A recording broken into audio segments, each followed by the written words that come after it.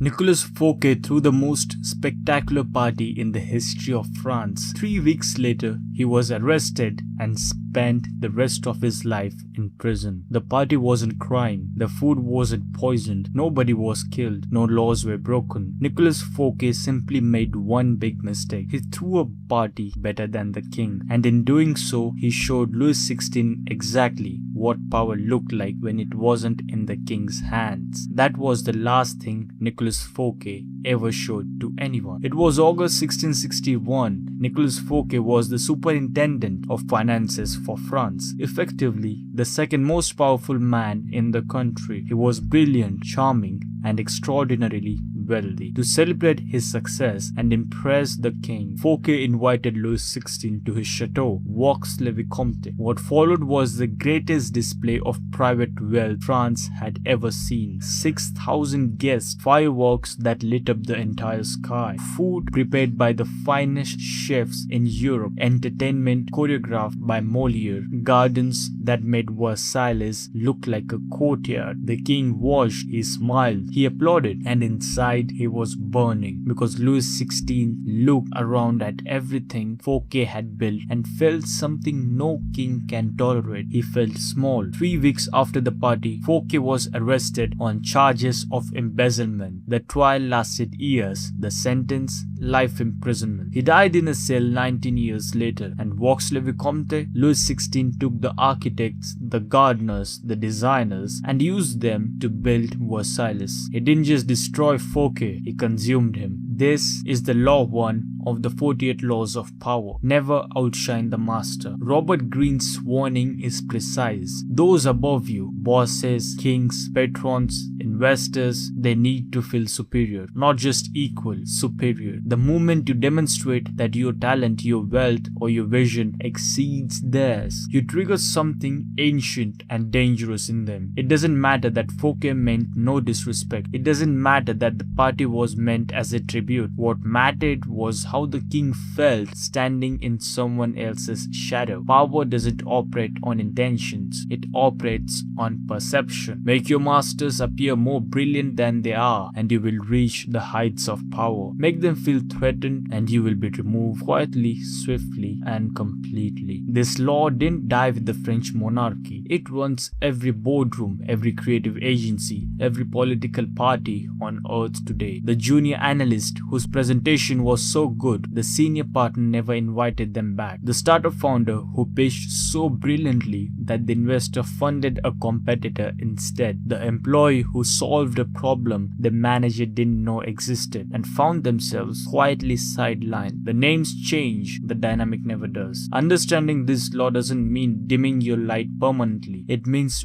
reading the room, knowing when to lead and when to let the person above you take the bow, even if you wrote the speech. The most powerful people in the history weren't always the most talented. They were the ones who knew exactly how much to show and when to stop. That was law 1. Tomorrow, law 2. And the historical story behind it involves a man who used the exact opposite strategy. Stay tuned.